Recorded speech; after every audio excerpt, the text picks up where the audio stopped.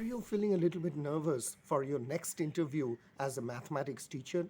Do you know what are the questions that you might face? Do you know the way you should answer? Do you feel, oh my goodness, I really knew this answer, but I could not reply? Do you know there is a mind game which happens between you and the recruiter or the interviewer? Do you know, in spite of getting huge academic score, you really lack the type of attitude you should have while answering these questions? Do you know what are the tricky questions that you might face and what is the intention of the interviewer to know a little bit about your confidence and other things as a mathematics teacher? Well, if you really don't know, take a piece of pen and a paper, because in this video, I'm going to talk all about those. I'm going to talk about the tricky questions, the way you answer, and certain model answers, which is really going to help you in order to crack the interview and become a successful mathematics teacher. So get ready for yet another interesting voyage, and do note certain important points, because these are important, because you really don't know what could be the next questions that you might face for the interview. Hello and welcome to my channel Physics for Students. My name is Shaunak and welcome to yet another important video. Well, before I start ahead and we discuss about the interview questions that you might face as a mathematics teacher, let me tell you what is the objective of the video. Now, in my career, what I have seen that in certain colleges, universities, you know all the mathematics, you know the technical details, you are absolutely great in algebra, geometry, mathematics, differential geometry, or any other topic. But you really don't know how to answer the questions. I will tell you, in my career, I have seen that many good students who really have excelled in their academic career, they fail while facing this type of question. The reason is that it is not important what you answer, it is important how you answer. It is important that there is a mind game which happens between you and the recruiter. The recruiter expects certain answer from you, although you know, but you don't know how to answer. So in this video, what I'm going to talk is more about how do you answer, what is the mind game, why the interviewer is asking this type of question. You can take this video up to any level. You can start with grades like 1, 2, as a preschool teacher, as a primary school teacher. You can even take these questions and customize them as a college teacher or as a university mathematics teacher, because these are very general questions, right? These are the questions which is asked at any level, at any experience. So this is going to be a kind of a model video in which most of the questions are asked at any level. Remember, it is all about how you answer. It is not what you answer. Yes, definitely what you answer is important, but most important is how you answer, and you really know the mind of the recruiter, the reason behind asking this question. Certain questions I have seen in campus interviews comes pretty easy. For example, okay, Shaunak, so how are you? How things are going at your end? Or, okay, what is the most interesting subject of mathematics? You might feel that, oh, that is pretty simple question. I can speak my mind out. I can speak a lot about my past experience. But let me tell you, that is precisely the mistake the students make. It is all about the mind game. You need to understand what the interviewer is asking right on the board. So that is the objective of this video. It is a general question for almost all mathematics teachers. Take a piece of pen and a paper, note this down, because these are important. This is the very first question which you will face right on your screen. Tell me something about yourself. Now, you see, when we start this kind of a question, tell me something about yourself, this is something very common. When a person walks into your house, you tell, hi Shaunak, or hi George, how are you? Tell me something about yourself. Tell me how things are going at your end, right? So tell me something about yourself is a very common question, but most of the students, they make a mistake. They think that where from shall I start? Shall I start with my experience? Shall I start with my projects? Shall I start with the way I teach mathematics? So here right on your screen, you see I have noted what the interviewer wants to know. Point number one, something which is not in your resume. Point number two, wants to engage into discussion. Point number three, attributes which marks change into classroom. And number four, positive vibes. Let me explain you something which is not in your resume. Now, I have seen this is very common in US and UK, and it is also becoming common here in India, is that before you go to the interview, they ask you for what is called a video resume or an introductory video. Now, I can talk a huge amount of points and clarifications regarding this because I've been guiding students in order to make an introductory video, but this is not the right video. If you really feel that you need to know what is an introductory video, please comment in the comment section. I will make a separate video on that. Now, something which is not in your resume. Remember, when you're going for this kind of an interview, for example, as a mathematics teacher in a college, you already have submitted the resume. The recruiter already knows you that this is the person, these are the date of birth, academic qualification, percentile marks, etc. But still they are saying, Shaunak, tell me something about yourself, or you tell me something about yourself. So they really want to know what is not in your resume. That means they want to engage into kind of a discussion, more about how do you teach, more about your positive vibes, or anything which is not. That means they want to explore something more. Wants to engage into discussion. Obviously, if I have seen your resume, I know you, then again still I am asking, tell me something about yourself. They really want to state what? Your communication skill. How well you talk, how well you communicate, how well you engage into discussion. Now, attributes which marks change into classroom. Now, remember that before you go into this interview, there are a lot of people who are lined up, right? Maybe better than you, maybe better in terms of academic qualifications or anything. So what is the positive attribute, or what is the thing that you will do which will make a change into classroom? There are a lot of algebra teachers, geometry teachers, primary school teachers, topology teachers, but why will they hire you? So the question is that, what will you do in order to make the classroom better? Because if I am hiring you, I know you have great experience, I know you speak well, but how are you going to change the classroom, the method of classroom, and a kind of a positive vibe? I really need to know whether you're positive, because you've got a negative attitude, if you're not smiling, I really don't want this kind of a teacher in my classroom, because mathematics in general is a very, people tell it's a boring subject, it's a difficult subject. So I need a teacher who is absolutely positive, and this positivity is reflected in his or her action, in his or her movement, in everything.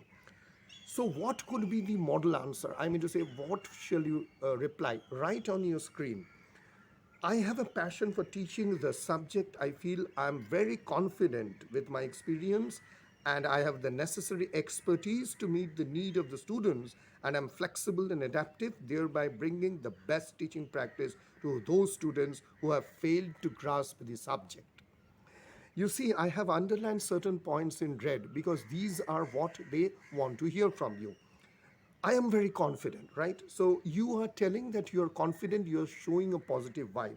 I have a passion for teaching and subject, I am confident. The next highlighted point is, with my experience, I have the necessary expertise to meet the need of the students. Now remember, when you're going for an interview, the need of the students as a mathematics teacher might change. You are teaching a wonderful batch, you are teaching a batch which is a little bit down in terms of understanding. So you need to do a need analysis. Should I start with this level? Should I go up to that level? So what is the need of the student? If I can meet the need of the student, I can be a Nobel laureate, right? But I'm teaching in a village, or I'm teaching in certain school where the need for the need for the teaching is something else. So expertise to meet the need of the student. I'm flexible and adaptive. Why? Because flexibility is something which every teacher requires, especially in mathematics, because you might have to start right from ground zero, right? You might start with the basics of algebra. You might have to start with the basics of trigonometry. So you need to be adaptive and flexible.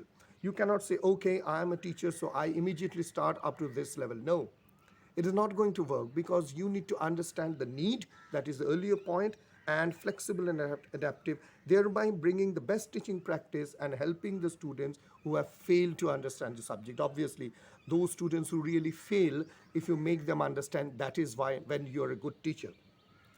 The next model answer is I can explain concepts in the easiest possible manner. If you have read the lectures of Richard P. Feynman, you will see that he states that a teacher is a good teacher when he can explain complex things to a 5-year-old child or a 10-year-old child, right? So you need to explain it in the easiest possible manner and can make the reluctant students feel happy. I'm a reluctant student. I really don't want to learn mathematics. But you are a successful teacher only and only when you are teaching reluctant students and making them feel happy. I aim to generate love for the subjects and rest follow from the student. That means once you generate a kind of a love, that's all. So the first question is, tell me about yourself. Remember few points that you should tell which is not in your resume. Show confidence. What are the things really you can do in order to bring a change in the classroom and a positive vibe? So you're confident, your expertise to meet the need of the students, you're adaptive and flexible, and you can make those students who really don't want to learn mathematics feel happy. So this is the first question and a very common question. Most of the students really don't know how to answer. So I am spending more than 7 minutes over the video because I want to make you understand. Tell me something about yourself. Is not, my name is Shaunak, I was born in this, I got into college, I got into university. No, it is something which would create a difference, and I want to engage into discussion, something which is not in your resume. The second question which you will face almost in all interview in mathematics is this on your screen. Why do you want to work with us as a mathematics teacher? Now, this is a question which will be common as a mathematics teacher, as a physics teacher, or anything. I'm concentrating on mathematics teacher. So why do you want to work with us? The basic understanding of this question is that in spite of so many universities and colleges, the recruiter knows that you are not only applying to his or her particular institute, there are many institutes which you have applied. Why you want to work with us? A very tricky question. Here is what the interviewer wants to know. How much research you have done, your definite goal, and your mathematical contributions. Now you see how much research you have done. That means I often tell in webinar to my students that before going for an interview as a mathematics teacher or as a physics major, do a proper research on the college and university. In our days, it was difficult because there was not much of websites which are available. Now it is huge in number. So go to the website, study, right? Then only you come to know, okay, so this university has got a maths major which has got these amount of faculties, these amount of foreign affiliations, such a good library, right? And then only you can tell that I want to work into a university or the college because of this. Your definite goal. So if you are really good in terms of mathematics, then the interviewer wants to check, do you have a definite goal? You can do enormous things. I'm not interested. I'm interested whether you have a specific goal and what could be your mathematical contributions. So here on your screen is the model answer.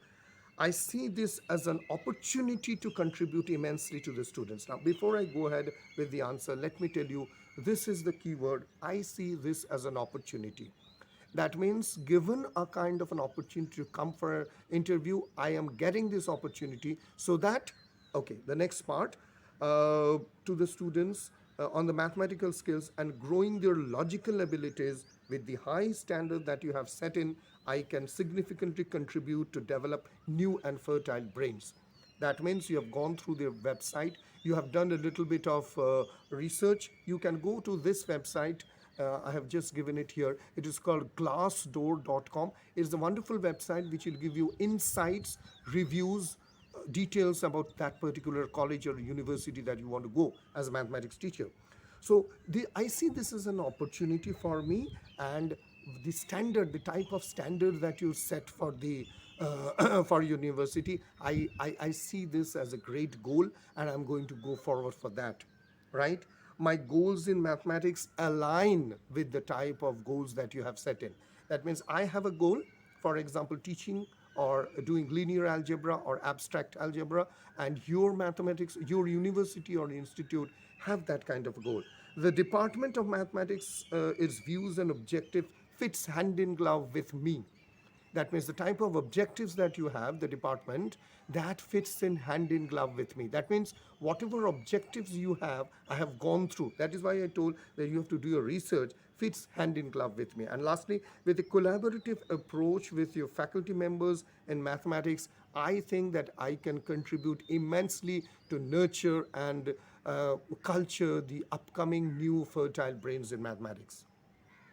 So this is a kind of a model answer, very important, that you should tell that I see this as an opportunity. I have gone through your website. I have seen what are the standards, objectives, goals that your university or college sets in, and my goals align with you, and the Department of Mathematics with this type of a standard is perfectly matching with the type of goal that I'm seeking. And with a collaborative effort with your faculty members, I think that I can use my mathematical and logical thinking in order to contribute to you. So the most important part of this is, why do you want to work with us?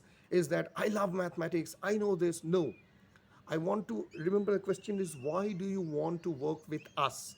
That means the interviewer is expecting the interviewee to know before you come for the interview. So do a proper research, understand their mathematics or physics department, the science department, chemistry, whatever you want to go, that what are the things that they provide, and frame your answer that my objective matches with you, my goals matches with you, my standard matches with you, and then you get a perfect kind of a I would say answer, that why do you want to work in my in college. So you can also use that collaborative effort, in the sense that I know that you have great faculties and I can collaborate with them. So you're joining in hands, right?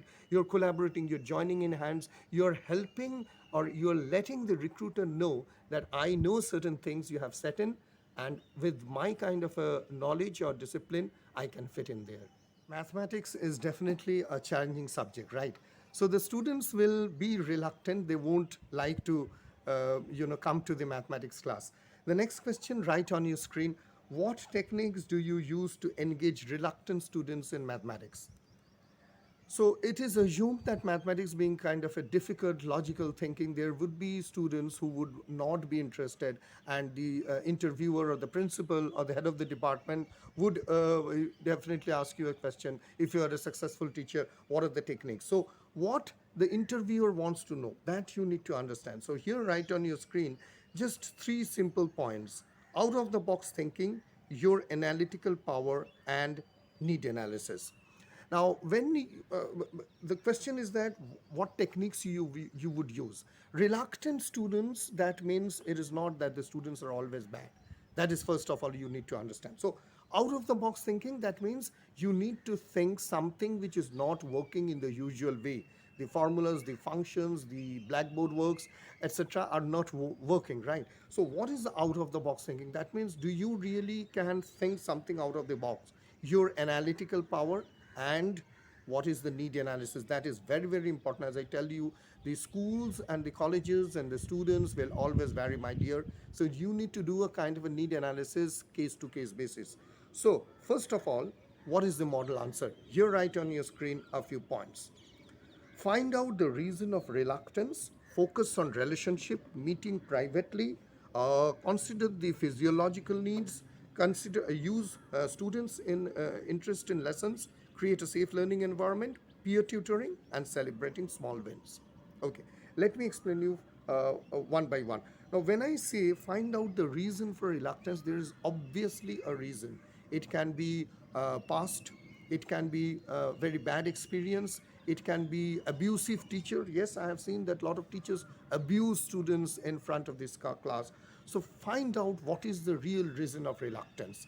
It cannot be that a child or a student just say, I don't love mathematics, because the seed of mathematics is planted right when the brain is very infertile, I would say.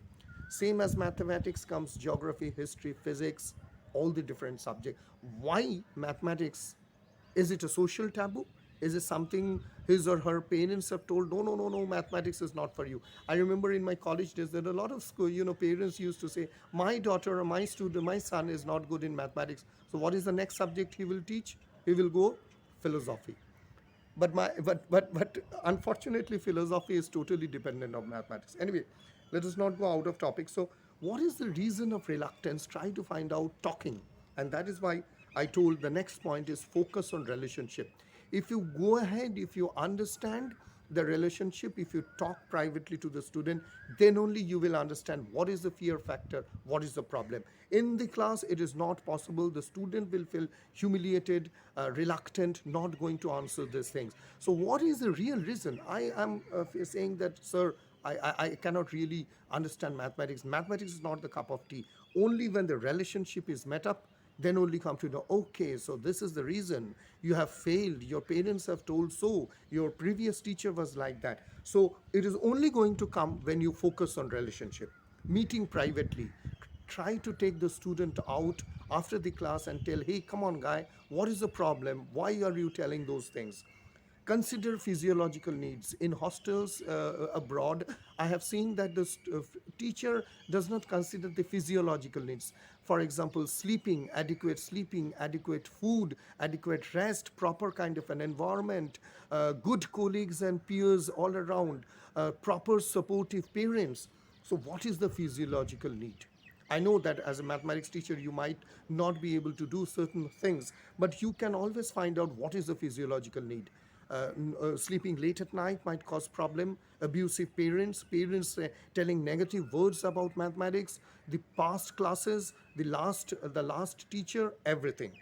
Use a student's interest in lessons. Now, I have seen that students really feel great about basketball, about pizzas, or about Bollywood stars. So you can use those examples in order to explain certain things. What is a function? What is a derivative? What is trigonometry? What is the speed, velocity, anything. I mean to say, the student's interest actually interests a lot. So try to find out the interest of the student.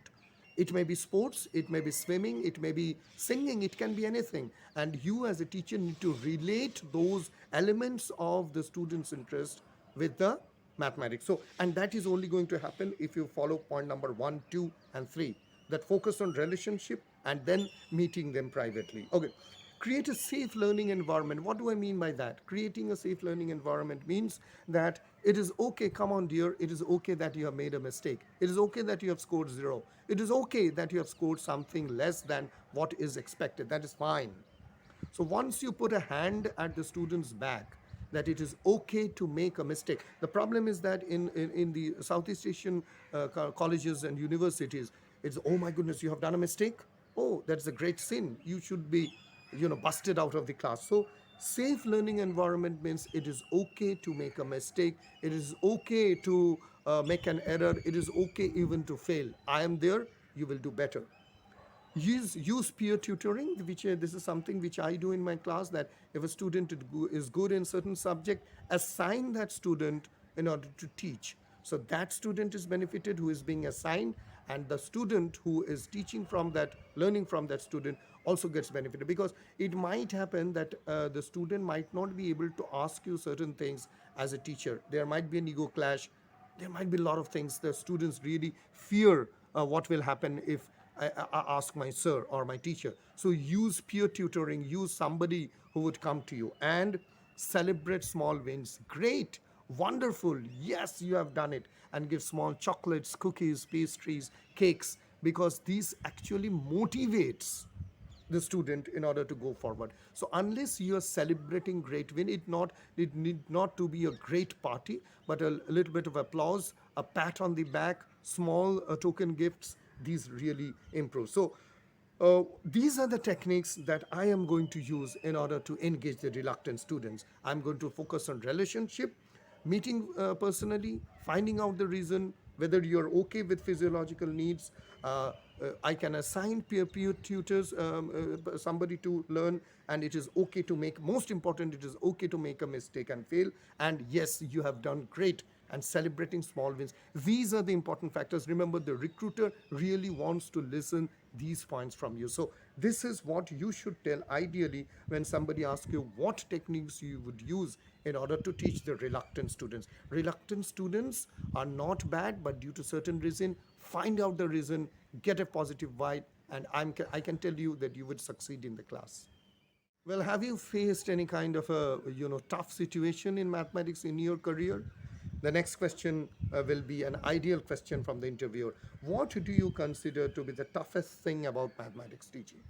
Now, when the interviewer is asking, he or she really wants to test you that do you as a teacher consider something to be tough? If it is tough, what is that? Now, my point of caution would be right on your screen this. The interviewer wants to check your level of confidence, your decision making power, and your subject knowledge. Right? Now, what I would say is that you should not tell anything tough or difficult about mathematics. It can be a different approach, it can be a different type of way you make a thing understand, but absolutely as a mathematics teacher, no point in saying, yeah, I think that the concept of limit or derivative is really very tough and so on. No, here is the model answer right on your screen. I do not think there is anything tough in mathematics. Okay, but I think that maybe it is the approach which I take people are unable to understand. It is that way I explain things that students are not being able to answer. So next point is that mathematics is a game of rules. So this is the rule, this is the way you add, this is the way you multiply. So might be the students get confused with the rules. And third point, the science, different types of science, because mathematics is all about science, right? And it causes a kind of an alienation. So I don't consider, to be very honest, mathematics is a kind of a tough thing to teach. So I don't consider that anything which is tough. It is only the way you approach, it is only the way you understand the need, and it is the way you frame the curriculum or the way you teach. And that is what is called the toughest thing about teaching mathematics. Remember, this is a tricky question. The interviewer will poke you to make you talk more about what is the tough thing, because the moment you say this is tough, the interviewer mentally will get hold of you. Okay, so this guy is telling derivative is difficult, this guy is telling that differential calculus is calculus, this guy is telling topology or abstract concepts is difficult. No, he or she is not fit for the job. So it is nothing difficult, it is the approach which needs to be adapted in order to make things happen. The question 5, which is quite often asked in case of colleges, etc., is this one. How would you teach mathematics to a class that has historically struggled to grasp the basic concept of the subject? Remember, what is the question? Historically struggled. That means the recruiter or the HR or the head of the department has tried many mathematics teacher before you, 1, 2, 3 maybe, but why they have historically failed to grasp its subject? What will you do? This is a difficult question. Right on your screen, just 2 important points: how good you are in tackling subjects and your logical thinking. Now, when a person says that they have the class has historically failed, that means you have to do something which is not common, because the common things are being done. Still, the class is failing to understand a particular subject in mathematics. What could be the model answer? First, let me show you the 1, 2, 3, 4, 5, 6 points right on your screen. Build on skills your students have already mastered: schema-based learning, peer tutoring, visuals, inspirational stories, and set an attainable challenge. Right. Definitely, when you're going inside a class which has historically failed many times, successive times, in order to understand, there are certain things they have learned. At least they know 1 plus 1 equals to 2, right? Or anything. So you can, as a teacher, always build on the skills that they have learned. It might be arithmetic, it can be algebra, it can be trigonometry, or it can be abstract ideas, group theory, whatever. So what is that they have learned? Built slowly on those skills. So, my dear students, you already know this and you are quite good in this. Now, based on this, the further lessons are being planned. This is point number 1. Now, when I say schema-based learning, now what does it mean is that, for example, I say, let me give you an example. So there are 81 apples in a basket, and it needs to be distributed in such a way that each basket get 9 apples, right? So what you are doing is that 81 divided by 9 equals to 9. You're not putting those signs of division or the numbers. You are telling it literally, right? And I have seen in calculus, especially in the college, it really works out. The derivative of a function, or say for example, yeah, the derivative of a function is this, or the instantaneous change in speed particularly defines the derivative, or something like that, right? So even if you go up to the standards, you can say that a manifold is something like this, and you show a kind of a crumbed piece of paper or a table or a shirt or something. So you are use something which is literally done in this way. So you are spelling it out in English that this is the term, then it's okay. But sir, it is so difficult to tell that divide 81 apples in such a way that each basket gets 9 apple each. Then you take, yes, my dear, because telling such a big thing is difficult. Now we put 81 divided by all those signs and numbers. So you get a kind of a schema, which is the division part, and you iterate that schema if it works out with your students in the other classes on the other subjects. Or you can use the English, which might sound a little bit boring, and yours, the student themselves will start telling, sir or ma'am, I really don't know. Can you explain it in small? There comes the success. So the student understands that literal English in terms of explaining mathematical concept is difficult, is insufficient. Peer tutoring is something which I have already told you. Visuals, very important. Use lot of visuals in our internet, in our digital era. There are a lot of visuals which are available. I will show you in the next question how visuals are important. Set out inspirational stories. Come on, you can tell the story, not of the common ones. You can tell stories of Bernhard Riemann, Kurt Gödel. You can tell the story of Carl Friedrich Gauss. For that you need to go through the I would say the history of mathematics, because inspirational stories really inspires people. You have to tell it in such a way that you really take them down to those 1800 and 1600s, when a poor person born in a little town in Germany, unable to do certain things, really becomes Friedrich Gauss. Or maybe Bernhard Riemann, who died out of, he was a very poor person, not being able to take proper food, etc. So inspirational stories really makes a change. Take out time, forget mathematics, forget calculations, make great inspirational stories. I have seen, even in my life, if you talk to me personally, I read inspirational stories. Inspirational stories works out. And set an attainable challenge. The problem is that they have historically struggled to grasp a concept, and you cannot give them concept which is so difficult. Come on, you cannot give that, right? So give them small targets and give an attainable challenge. And just in the previous question, I told you that celebrate little success, do that. So this is something which you might face because there has been failures. So build on the skills, get a schema, peer tutoring, inspirational stories, give small targets, let them attain, let them get the feel that yes, I can do that, and automatically you will see that they will start moving. This question is something, I won't say challenging, but this is something which you're going to really enjoy. Write on your screen question number 6. How can you make your mathematics class creative? Okay. Now, when I tell creative, I mean to say this part is not only for pre or primary schools. I mean to say, you might think, okay, I can use color books, story books, puzzles, abacus. No, I will show you why. First, let me tell you what could be the model answer. Right on your screen.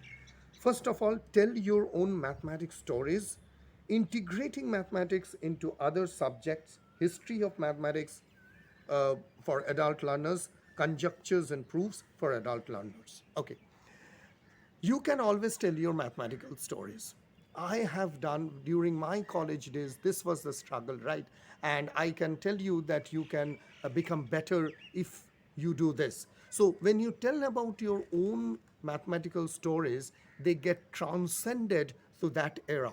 And then, in the balcony during lunch hours, you will hear, whispers and hushes. So, servers or ma'am was, struggling with that. and that is how he or she came out. So what is your mathematics stories? What was your success? What was your failure? Most important, failure, right? So once you tell about your failure, and then you tell about this is the way in which I overcame that failure. So that is something very, very important. You should inspire them in order to create mathematical story. So the first creative method is that tell your own stories, and you are best in that. Integrating mathematics into other subjects. So mathematics is not just the books that you write in front of the desk, dual algebra, trigonometry, arithmetic, linear progression, harmonic analysis, Taylor series. No, how that mathematics is related to other subjects. This is very important. I can tell you that once you start showing them, for example, history, you go that timeline back. So from BC to AD and those things, it can only be done in mathematics, right? Biology, gene structures, they are framed in mathematics, right? Physics, very much framed into mathematics. So you need to, chemistry framed into mathematics. Okay, this mobile phone in which I'm making the video, we are talking, is made into mathematics. The YouTube algorithm made in mathematics, right? Cryptocurrencies made in mathematics. You can even say the credit card in US, the credit card that you punch or the debit card uses mathematics. The ATM pin that you punch, made in mathematics. So until and unless the student starts to feel that yes, my daily life, every moment, whatever I am doing is based on mathematics, then you really start make class creative. Creative doesn't mean that you show certain storybooks, etc. Creative means that how you can relate and create a new kind of a vibe into the classroom. For adult learners, I would say history of mathematics really works out. I have seen in my YouTube channel, my history videos works out better than the technical videos, obvious reason. And also for the adult learners, you can say, see, these were the conjectures, the Goldbach conjecture, the Poincaré conjecture, whatever the conjectures, and these are the proofs which came up.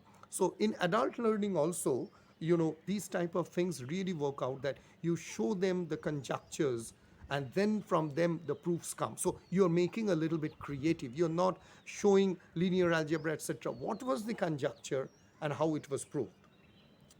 The next thing which I would like to show you right on your screen is a picture of MC Escher. Right? Now, mathematics with visual arts, that would be my next point. Both for students up to the level of graduation, undergraduates, even higher graduates, colleges and further, you can use visual arts. This is another picture, okay, the famous waterfall. This is the impossible cube. So why I'm showing this, because when you're explaining to graduate or higher than level, you can always say that hyperbolic geometry which you're learning today is being used by the famous artist MC Escher. Now, this is something which is creative, again, visual arts. Visualization is the best thing in mathematics. Any subject which you feel is really difficult, it is because I'm unable to visualize, I'm unable to understand, I'm unable to see. For young students, this is one picture which I would like to show. Here you are actually showing what is the concept of derivative. Okay, this is the next picture which shows something related to calculating the volume. So these are the picture. You see that in this picture I have shown that how you divide the graph. Okay, A1, A2, A3 and so on. So you're dividing them and then you're integrating. So calculus can be very visual. So there are a lot of stuffs around there in internet. These are also taken from internet. This is another picture of MC Escher, and this is how integration and differentiation that happens. So as you can see, what I'm trying to tell is that both for graduate and for undergraduate level, you can definitely use lot of visual aids, and that is the best thing that you can do in mathematics. So these are the things that you need to tell. I can use those visual aids. This picture, which I would like to show you, this is something which I have used in my video in topology and topological space, right? So this shows what? The cup turning into a donut and the donut going back to the cup. The function, homeomorphism, and from that to an inverse function. So this is just a point to tell you that it is not only for pre-primary or undergraduate level. Even in higher concepts like topology and homeomorphism, you can use. I'm not saying you can use all of them, but you can use. This is the next one, which is called the polygons are replaced by any shapes. So this is also a topology video. So I have shown that the cup and the donut is almost the same, equivalent. So the concept of congruency is being replaced by topological invariance. And this is another little photograph which I collected from internet that shows the visualization of figures from a plus b whole square to a plus b whole cube, and keeps on going, so you can use them. So all in all, what I'm trying to tell you is that the most important point what you're going to tell is that your own mathematics stories, you can use a lot of visual aids, and most important, if you really integrate, and yes, you need to know those concepts, mathematics into other subjects, then you can. So the basic question is that the interviewer wants to know your creative power and how you bring things into play when you are doing into classroom. Not always projectors, great slides, etc., but most importantly, your creative ideas. I won't listen to you. I won't listen to this. What are you telling? Are you sure on that? This is a type of I would say, bullying which happens in colleges. I won't say school level, but in colleges and universities, I've really seen this happen. Question number 7 for you: how do you handle a student who is always challenging your authority? Very difficult. I understand, a very, not only difficult, I would say very embarrassing situation for a teacher, but this could be a very difficult question and an important question, because the recruiter or the head of the department feels that there are students in my class who can challenge your authority. They won't bow down, they won't listen just because you're a mathematics teacher. No, they're going to challenge you. So what are the ways in which you can answer? These are the points. Number 1, it is not always teacher versus the classroom. Let me read out the points. Strong and willful students are not a problem. Never let them see you sweat. Lose your ego. Be interesting. Do not win every battle. Be patient. Wear your heart on your sleeve. Very interesting last point from Shakespeare. Okay, not teacher versus the classroom. Now, in general, as a mathematics or a physics teacher, it is always, this is the classroom, I am here. So these two entities are different. That is the problem with the teacher. So the recruiter wants to hear, is it a kind of a versus situation? No. The classroom is yours, the students are yours, you need to blend with them. So the first answer would be, sir or madam, I would deal with the difficult, I will deal with somebody who challenges by integrating his or her need. So it is not teacher versus classroom. Second thing, I have also seen in my college school days when I mean to say right now as a teacher, what I am doing is that strong and willful students are not a problem. I mean to say, if they're challenging, that doesn't mean that the student is bad. No. You will often see that strong students, difficult students, at the end of the semester, they shine the best. They do the best and they become your best teacher, best student. So never, so these are not the strong and willful students. You need to take care with them. They are not bad mentally, if you're aware. Never let them see you sweat. Oh my goodness, what is the question? I'm really feeling in that way. Right? So you have to be very confident. It can be that I don't know the answer. Let us find out. This is the approach. So you can answer that. Difficult students who are challenging authority, best thing is that if I don't know the answer, let us find it out. Lose your ego. So you should answer that I don't have an ego, right? I am a teacher.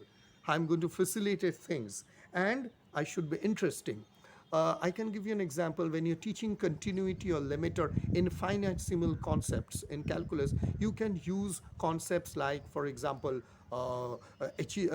Zeno's paradox, right? So once you start using these concepts, you will hear from those bullying students, yeah, that professor and madam is doing great, right?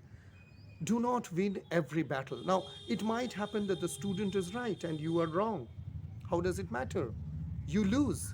And it is good as a strategy, as a mathematics teacher, you lose. You tell them, no, you're right, I'm wrong. So what? So you will see they will start loving it. Be patient. The class is wrong, the class is difficult, the students are difficult, they are challenging your authority. Take your time. By the end of the semester, you are going to rock. Okay, the last point, wear your heart on your sleeve. Now, what used to happen in those in those early days, when there was a night fight, the knight used to wear maybe a lady's handkerchief or a rose under their sleeve, right, under their sleeve, and then used to fight. So it shows that, I am fond of that woman or that girl. So what happens that the student might tell you, who cares for me? How does it matter? How does it end up? But at the end of the day, if you say, my dear, I care for you. I really take care of you. I really mean what I mean. It matters to me if you don't do well. So wear your heart on your sleeve. That means show them the emotion, the real love that you have for that candidate. So first of all, how to deal with somebody who is challenging your authority is be patient. You can answer it and frame it in a sentence. You need to lose your ego.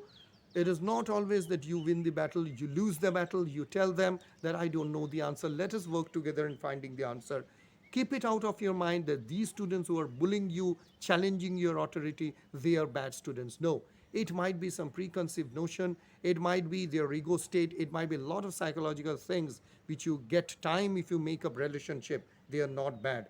And most importantly, it is not teacher versus the classroom. It is teacher with the classroom, right? So if you answer it in this way, that it is not the versus part, it is not that they are bad, I will be patient, I don't have an ego, and I really care for them, and this is the way I think that I can handle people who are challenging my authority, definitely you're going to crack the interview. And these are the minute points.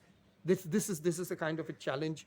I would say the recruiter wants to really understand how tough you are and what are the methods, and most importantly, your patience level. Number 8 is something which is very, very common. I can guarantee you that this is going to come not only as a mathematics teacher, as a physics teacher, or any science or any kind of a teaching. Here on your screen, why did you choose teaching mathematics as your profession? There are a lot of professions you could have done. Now, after looking into the resume, the recruiter is asking why. So what the interviewer wants to know, right on your screen, a specific teaching methodology, what tangible difference you can bring, your unique selling proposition, a specific clear method, not emotions. Now, I can tell you, across India, Hyderabad, Bangalore, Mumbai, whenever there is a campus drive for fresh graduates in physics and mathematics, why do you choose teaching in mathematics? I love teaching. I do this, I do that. I'm coming to those. So you need to tell, I'm not interested how good you are, what is your academic career. You can be the first person to walk on Mars. You can be the first person to walk on moon, doesn't matter. What matters to me is that do you have a specific method of teaching? What tangible difference you can bring? That means really what can you bring? Can you make the algebra class work out 100 out of 100? Can you teach them the different formulas of trigonometry very easily? So actually tangible, that means what you can really do. What is your unique selling proposition? That means we are all good in certain things. In mathematics, I'm good in this. I'm good in explaining concepts. I'm good in bringing music into classroom. I can use a lot of fun activities. What is unique within you? Because again, I'm telling you, with you, there are millions of others, or maybe hundreds of others who have applied for the post. Why will they take you and not me? Or maybe others. So what is the unique thing in you? And a specific clear method, not emotion. Right on your screen, these are the things you should not tell. I just love mathematics. No, mathematics is my life. Teaching is my passion. My family, my parents are always into teaching.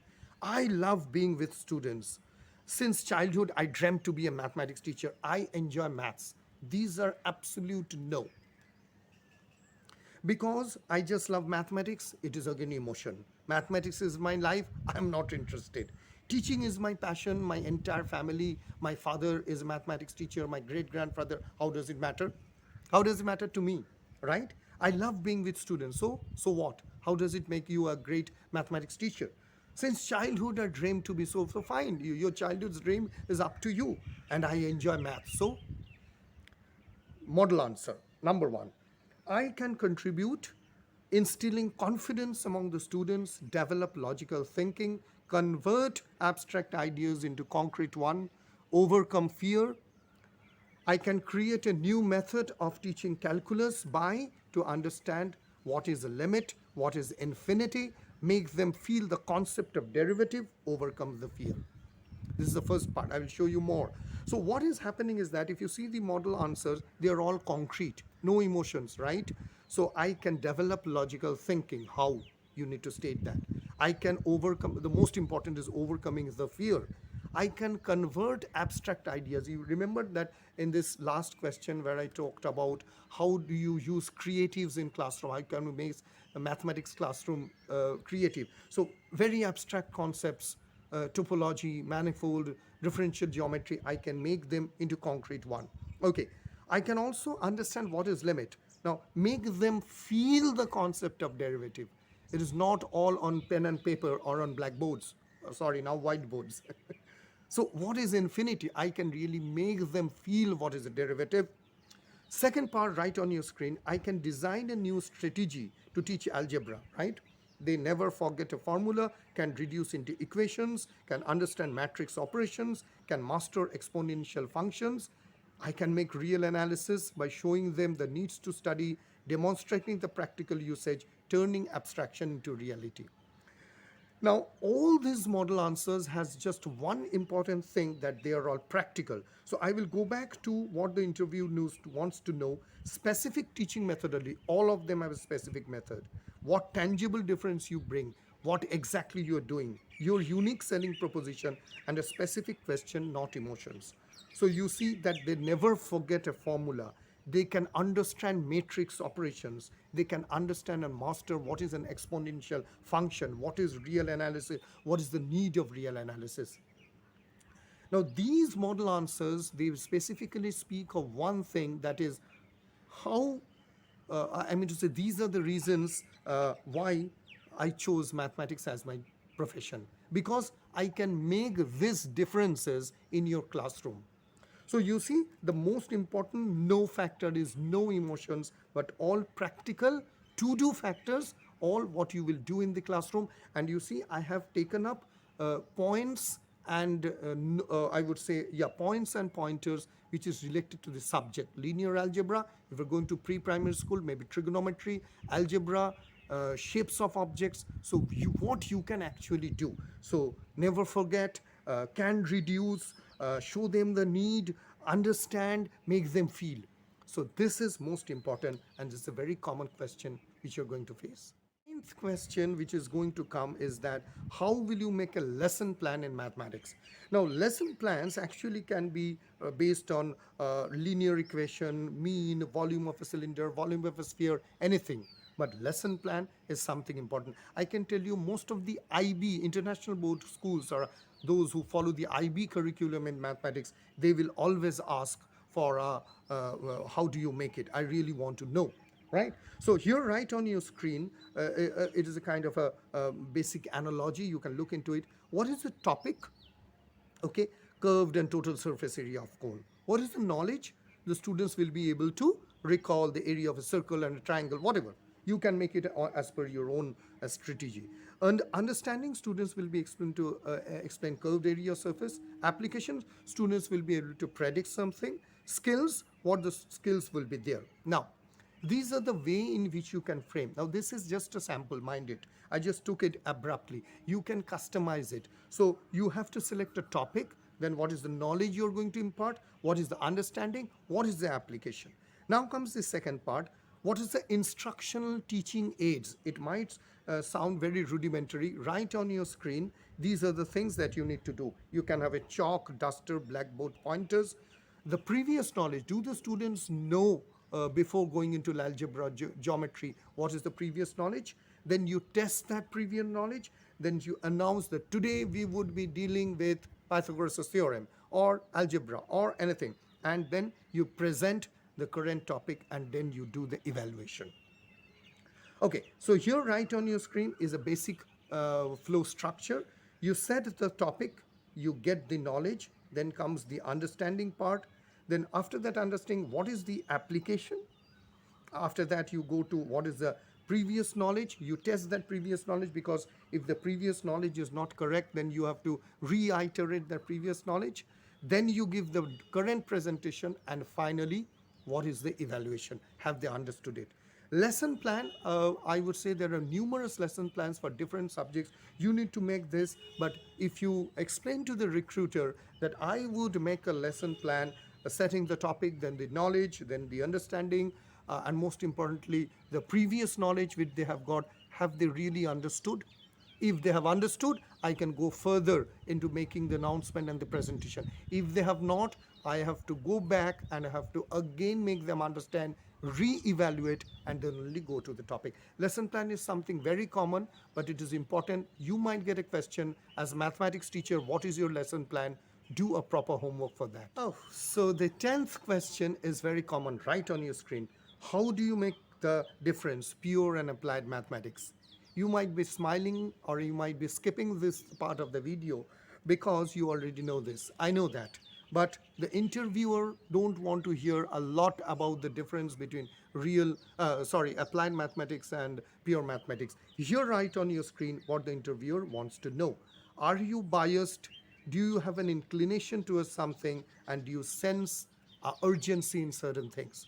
Remember, whenever you are being asked this question, what is the difference between pure and abstract mathematics? It is not that they want to test you that whether you know that. It is a mind game. It is an absolute mind game.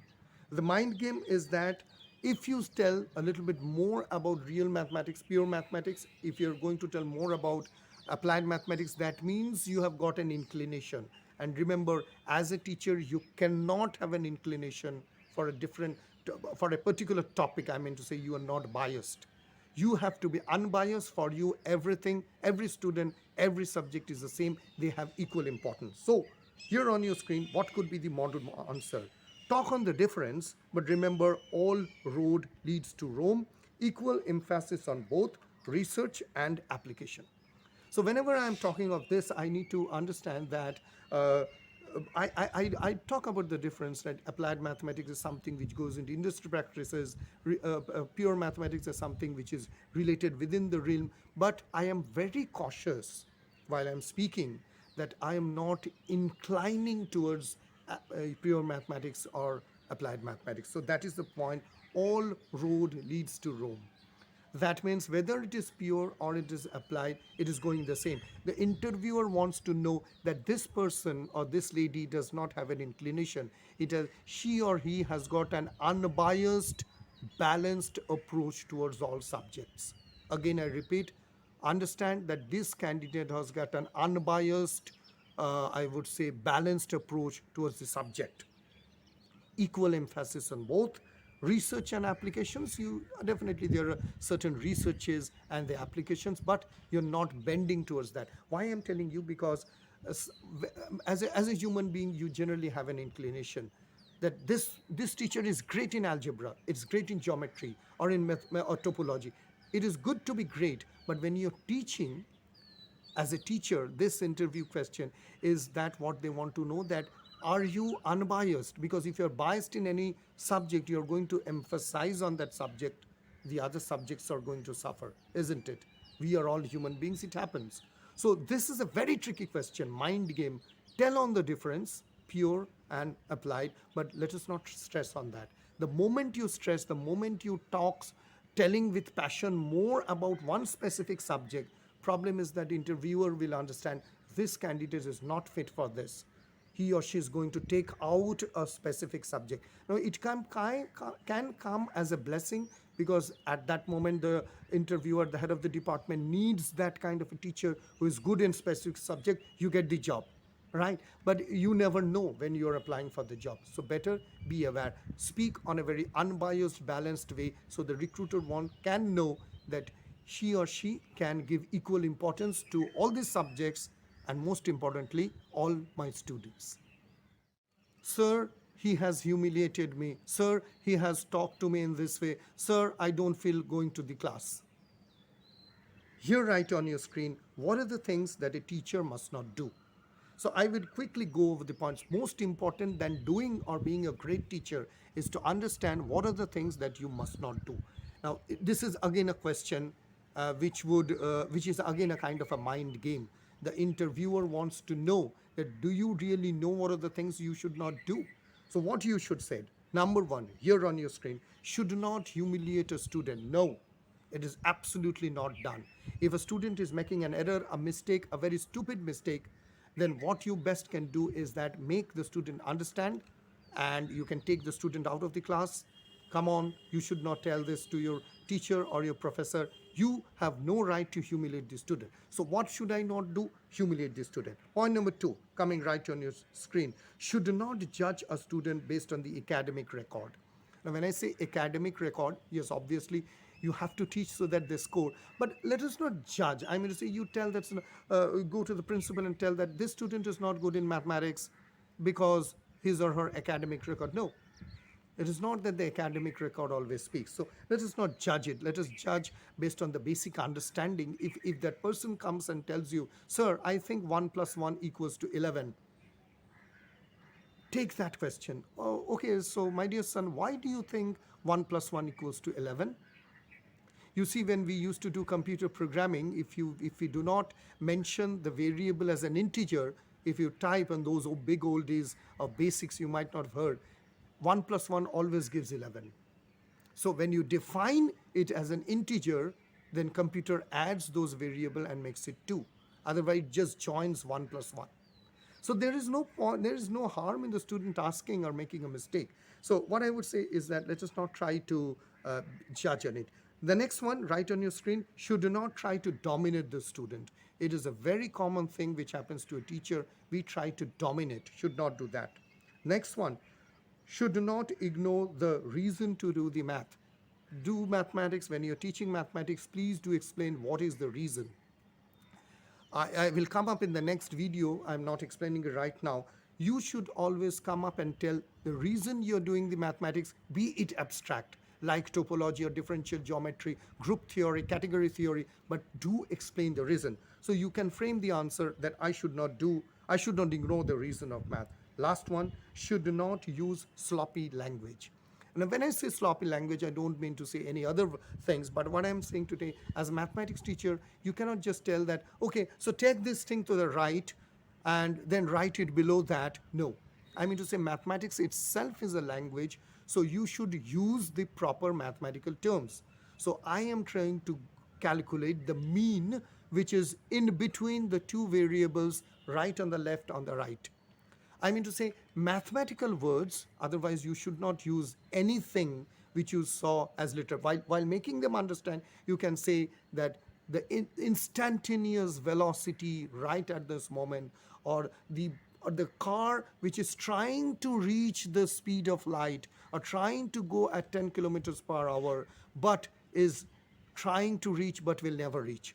But we should not use this type of a language where the students gets confused. Okay, so what are the things that a teacher must not do? So what is the reason that the recruiter is asking? They really know whether you as a mathematics teacher know the strengths and goodnesses, right? I would say, not the strengths, I would say what are the things you should not do. So I should not humiliate, I should not judge, a teacher should not try to dominate, and I should not ignore the reason, and I would use proper language in the class. So these are the things that as a teacher I should not be using. Question, the 12th question, but very important, right on your screen. Tell me about a time you successfully taught a tough concept. What steps did you take to enable a successful outcome? This is something very common. This might come in physics or in any other subject, but we are talking about mathematics. So a successful time, what you have taught, and what are the steps that you have taken.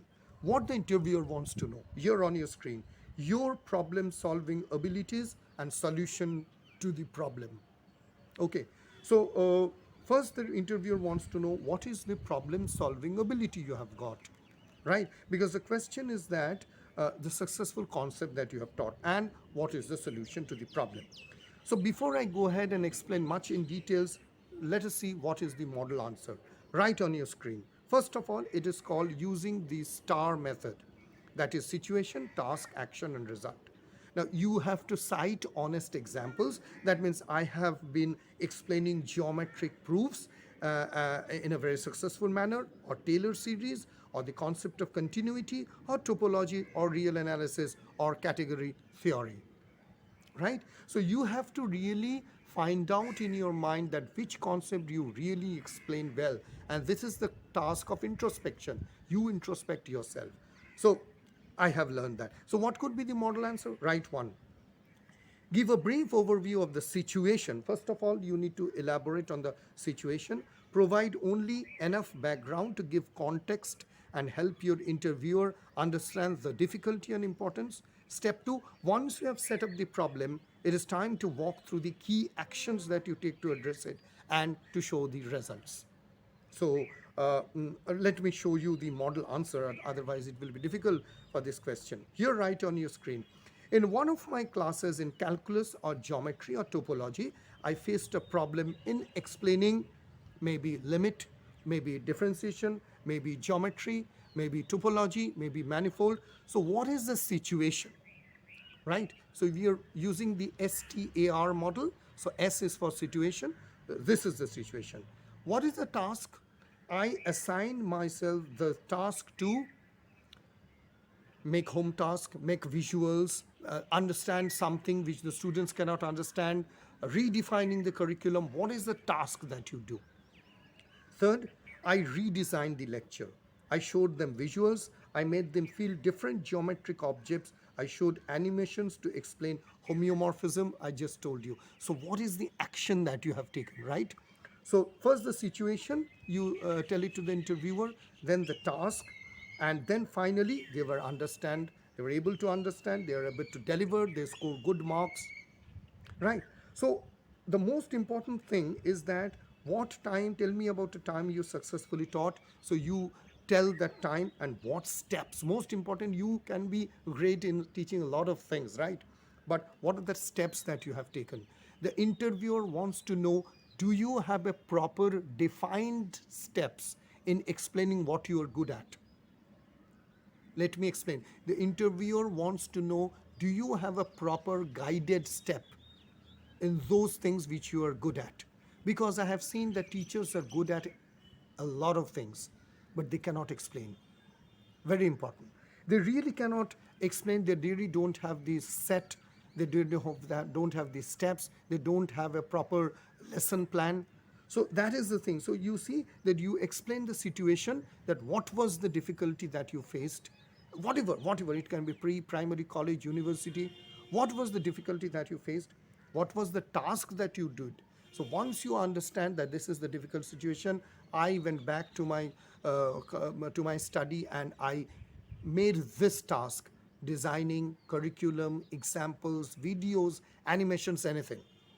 And then what is the action? I redesigned the lecture. I made them feel about geometric objects. For little children, you can ask them to hold the shape and sizes. And then what is the result? That is, they were able to successfully deliver, get good score, everything. So this is something, again I'm repeating, that it is not important that you know certain things. The interviewer is interested that in mathematics, do you have the proper guided and proper feasible steps, and what are those steps, what are the measures that you have taken? So this is important. This is the last question, and do take a note on this. Okay, so we have finally come to the end of this video. I showed you very important 12 important questions as a mathematics teacher, what will surely come up. Here is a quick summary, and let me explain you. First of all, give practical, possible, simple solutions. The solutions should be practical. You cannot cite or give solutions which are too weird, too difficult to understand, and which is not possible, right? So you need to tell all those solutions which are very simple to understand, because at the end of the day, I again remind Richard Feynman, if you cannot explain things simply to a child, you really don't know it. Point number 2, always think on the return on investment. You as a mathematics teacher will demand a salary, provident fund, medical, or whatever the benefit. Why will the interviewer or the school is going to pay? Why the college is going to pay? What is the return on investment? Think yourself that you are running a business, you are appointing a teacher. What is the return on investment? That is why more than what you answer is how you answer. So the delivery part is very important. Most important is that how do you really make up these lesson plans, and you really explain things coming out of the emotion, because teachers are always very emotional. Break out of this emotion. Focus more on how rather than what. So this entire video and these 12 questions were how do you deliver, okay? There are no problems with mistakes. Come on, as a teacher, you are there in order to, I would say, make mistakes. So that is why what it comes that a teacher is more of a facilitator. A facilitator facilitates and makes things easier. So you have to keep it in mind that there is no problem with the mistake. The attitude, the way of teaching, the methodology, everything will reflect that, okay, come on, there is no problem in the mistake. That is what recruiter wants to know. No student is bad. It is bullying student, demanding student, challenging authorities, no student is bad. And teacher as a facilitator. Nowadays, I have seen in US and other, they call it as a facilitator, because whenever you talk of a teacher knows the subject. Obviously the question comes is that, listen to me. Okay, listen to me what I tell. I am the best. What I am telling you have to listen. You won't understand. No. It is all of a collaborative effort. It is all of, you, not you versus the classroom. It is you versus you with the teacher, you with the classroom, you with the methodology. So that's it. I think that I am done with my part. So do let me know. And also I want that if you do have alternative answers to these questions, please do comment in the comment box. Because as I told that I am always learning, these are out of my 10, 12, 14 years of experience in teaching colleges, etc. I laid it down, right? But I am not always right. So do comment, do let me know what are your alternative answers so that I can pull back those answers and make a new video on that. Because I really want to listen from you. What are the new things that you are doing? What are the new things that you are making in the class? Let me know. Let us collaborate in order to make another video. If you really put it in the comment and there's a really constructive and something new, why not? I can take your name and we can together make a video in which we tell the best practices of teaching. After all, we as mathematics teacher, our basic objective is to shape the future, nurture those fertile brains, and make mathematics easy, happy, and a subject which everybody should love and enjoy while in their school, college, or university days. That's all. The sun is up and I'm really feeling hot, so I need to go and take my breakfast. Do let me know your comments. As I told, I need those comments so that we can make further better videos. Comment, like, subscribe, and share my channel. This is Shaunak signing off from Physics for Students. Hope this video will come to use for the upcoming interviews. Bye and do take care.